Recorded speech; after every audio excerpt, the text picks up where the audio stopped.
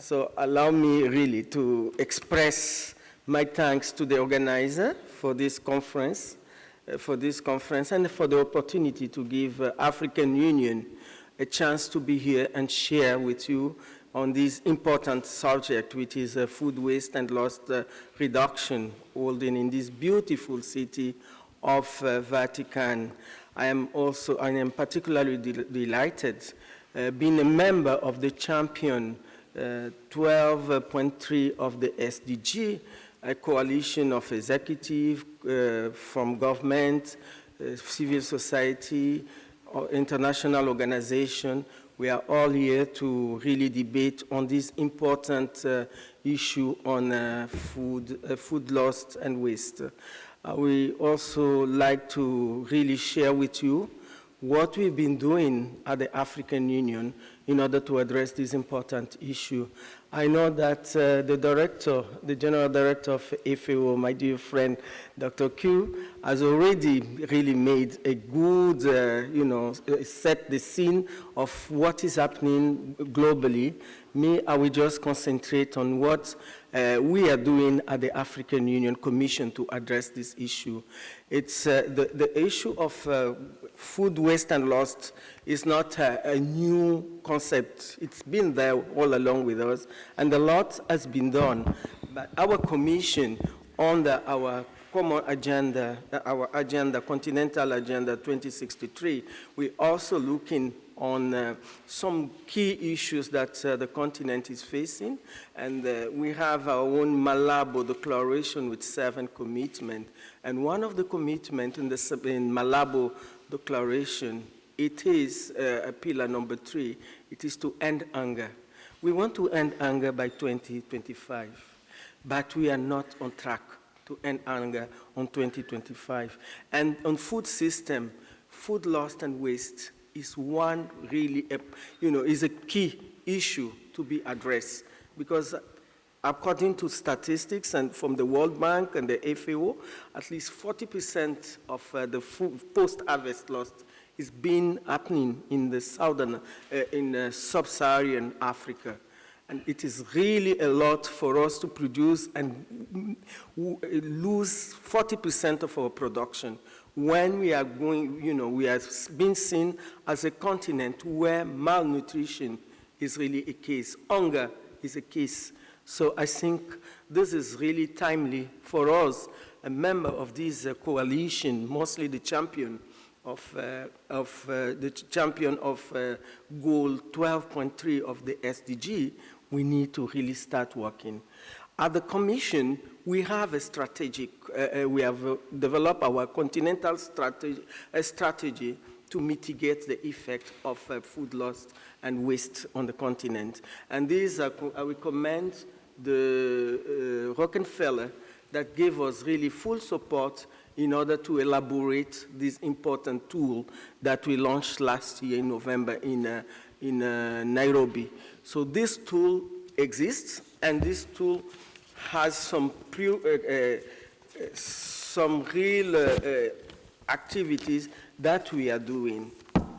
So let me go with you, share with you what we are doing on that tool. The activity to address post-harvest loss have been ongoing on the African continent since the 17th at the national and regional level. Organizations like FAO, WFP, Welvetas, and many other development agencies have been implementing projects and intervention to reduce post-harvest loss. We believe that in Africa, post-harvest loss is key for us because we are having a lot of post-harvest loss, lack of infrastructure, storage facility, and all these mechanisms that we need to really save the food and protect our food system. So, however, the challenge has been that this food loss reduction initiative were not linked to any targets. Government policymakers, ministries of agriculture, they don't seem to take it really very seriously on the action to really secure food security They don't seem to take it something that it is serious, whereas it is serious. When you have 40% of your production lost, it is a priority. It is a priority in order to really feed Africa and feed our people.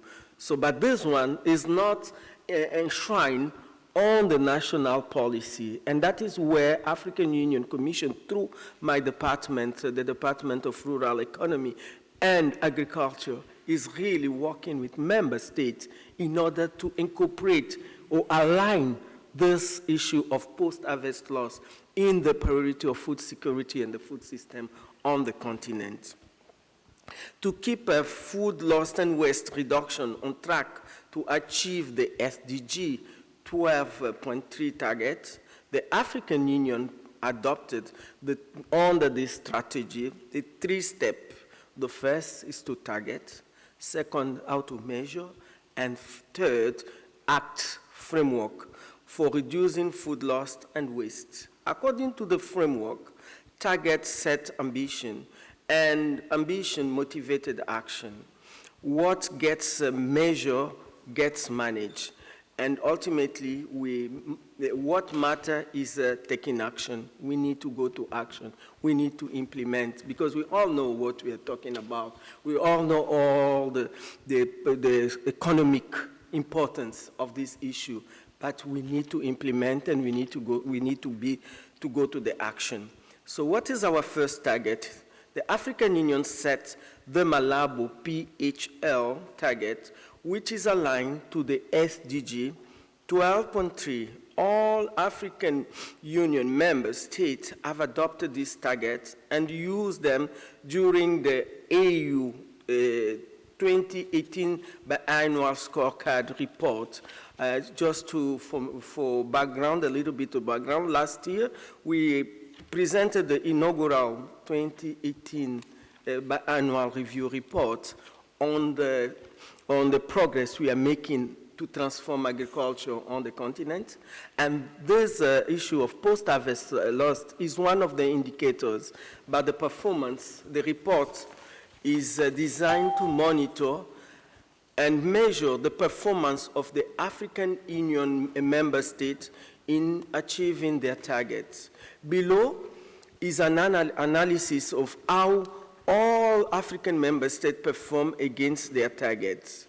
Based on SDG 12.3 goal and the country's performance report on progress in achieving their national FLW target, only 5 countries reported to be on track to achieve the 2030 FLW target, while 50 countries reported not to be on track. This is the real evidence base that came out from our report last year in terms of the post-harvest loss. Regarding entities setting targets, we don't have yet organization or company that have set the FLW target. The African Union and member states are looking at ensuring that target setting escalates down to company and entity that handles food. The challenge has been a lack of technical capacity and funding to support this endeavor. In terms of measure, what gets measured gets managed. To the African Union Post-Harvest Program, with technical support from FAO and funding from Rockefeller Foundation, the African Union developed a monitoring and evaluation framework that enables the African Union states to set their targets and develop FLW indicators aligned with the SDG 12.3 goals. 4 countries have developed indicators to monitor and measure performance in reducing FLW at the country level. Although not many countries have in place this measuring system, the fact that the MAE system is now available is significant, and countries are being encouraged to adopt it. However, The pace of adaptation has been slow due to lack of funding and limited technical expertise. So I pledge our partners that are here to support African Union in the funding in this direction, as well as technical expertise. I know that our partner, most of them have a lot of experience, so we need to share this experience so that we can scale up, this activity. So the following and what are the challenges that in measuring this, although estimated on the level of time is up. Time. If you kindly, Excellency, if you shift. I was not informed. I was not informed what time. What was my time? But I think what I will just conclude to say, we need support. Please don't skip your last point, which is ACT. Please present that part. So please, I'm sorry because they didn't tell me that I have 15 or 5 minutes, so I didn't have this information. But to end, let me just conclude. Let me make my conclusion. Reducing food loss and waste offers a triple win in Africa. Reduction can save money for African farmers, companies, and households. Wasting less can mean feeding more and in Africa. And reduction can alleviate pressure on Africa's precious water and land resources. Additionally, reducing it can lower a national house green emission given with a high rate of food loss and waste in Africa. More fundamentally, reducing food loss and waste is simply one of the right things to do now.